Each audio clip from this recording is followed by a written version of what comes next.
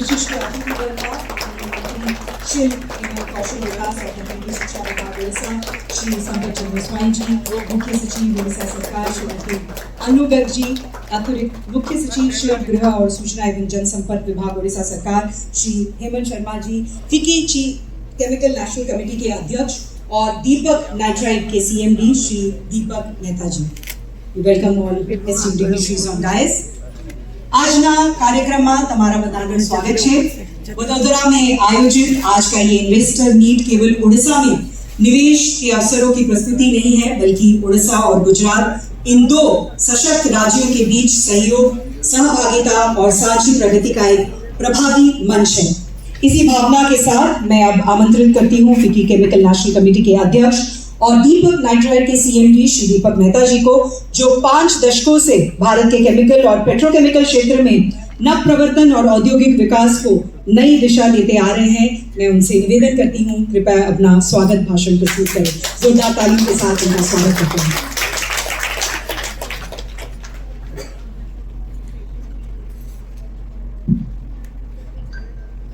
મિત્રો,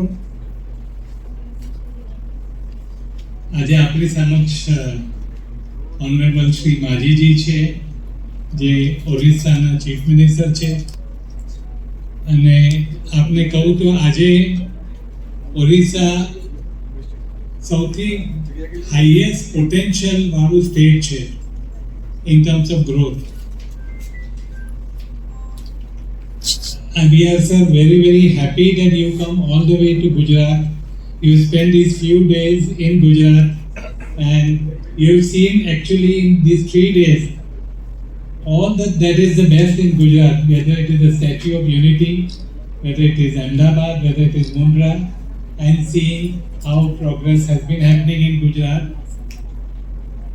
At the same time, when we look at the country, one does find that while Gujarat has progressed very well in these many years, from a demographic point of view, देखते हैं कि उड़ीसा एक ऐसे centre हो सकता है कि जहाँ से वो पूरे ईस्ट इंडिया को हम सपोर्ट कर सकते हैं।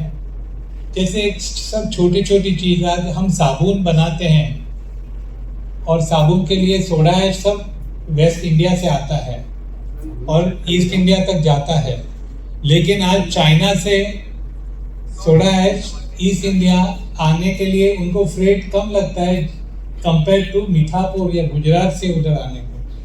तो ऐसी ऐसी चीज़ है कि अभी इट इज़ टाइम कि इंडिया ने सोचा कि एक प्लांट अगर 2-3 प्लांट अगर गुजरात में है या वेस्ट इंडिया में है, तो ऐसे ही प्लांट अभी ईस्ट इंडिया में भी होने चाहिए, तो वहाँ के लोकल को भी हम कॉम्पिटिटिवली माल दे सकें।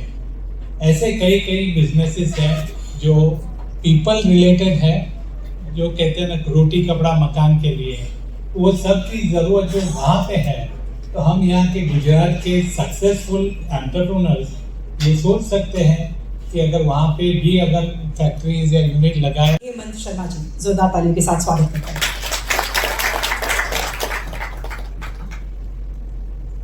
With the kind permission of Honorable Chief Minister, I'll make a very, very brief presentation about the possibilities in Orissa.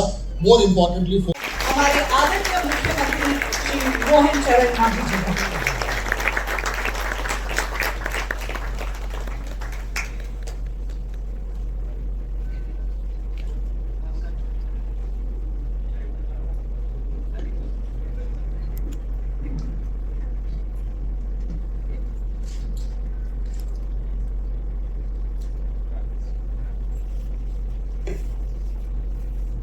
जय जगन्नाथ, जय श्री कृष्णा।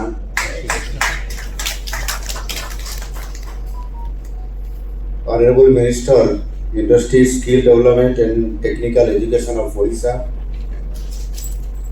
श्री संपत चंद्र स्वाई महोदय, हमारे चीफ सेक्रेटरी ओडिशा की Shrimati Anu Garg, Deepak Mehta, mentor FICCI chemicals committee,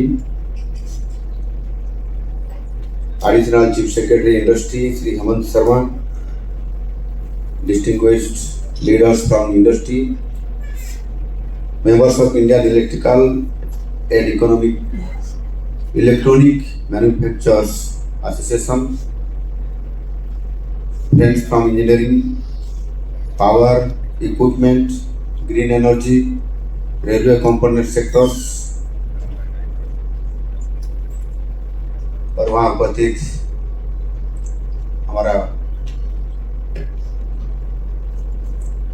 media बंधुगण, good evening to all of you. सबको मेरा नमस्कार।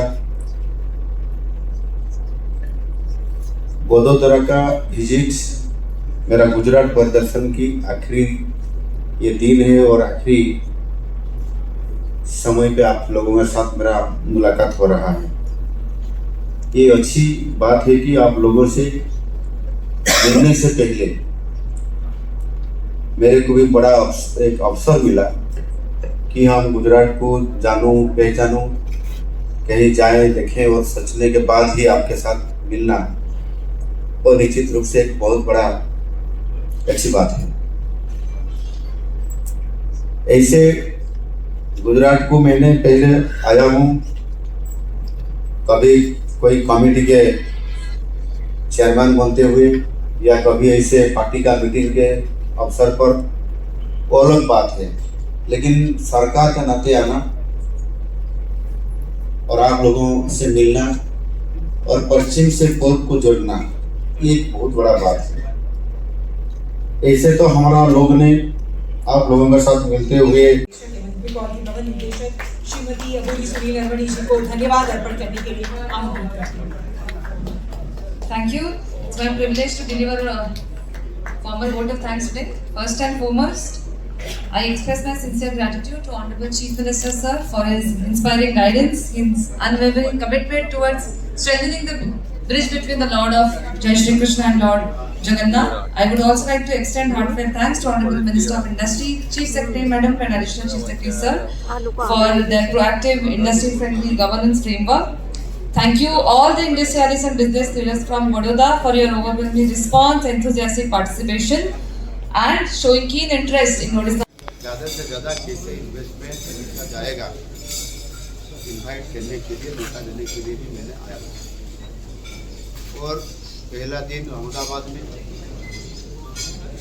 और मुंद्रा प्रोजेक्ट देखने के बाद हमने कल या दूसरा दिन हमने एकता नगर तक गए थे और आज वडोदरा में आते हुए वहाँ सारी निवेशकारियों के साथ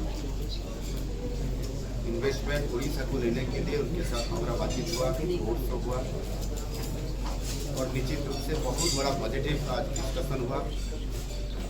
वो भी हमको उड़ीसा जाने के लिए वादा केंद्र भारतवर्ष में बन रहा है वह उड़ीसा में है।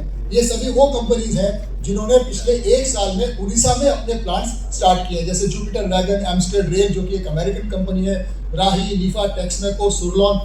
Why are they in Odisha? They are in Odisha because they look at the metal advantage, they look at the policies and the support which the government is providing. हमारी जो इन्वेस्टमेंट प्रमोशन पॉलिसी है, industrial policy, वो आज के date में भारतवर्ष में सबसे अच्छी पॉलिसी है। 20% to 30% capital investment subsidy without any upper limit, ₹2 per unit discount on electricity, 100% exemption on ED and 100% reimbursement of SGST. This improves your EBITDA by 7.2%. Today, we claim and it is on record that this is the best investment promotion policy in the country, and what we commit we are able to deliver. We are a fiscally responsible state and our finances, the way we have handled our finances, makes us eligible to make this commitment, and therefore we are also able to invest in infrastructure. This is the industrial map of Odisha, the eastern highway where all our ports are located, the western highway which is closer to Chhattisgarh and Jharkhand, and the central highway. All our industrial areas are located along these three highways. जैसे गुजरात ने अपने राज्य को western, eastern और central के हिसाब से develop किया, उसी तरह से हमारे माननीय मुख्यमंत्री जी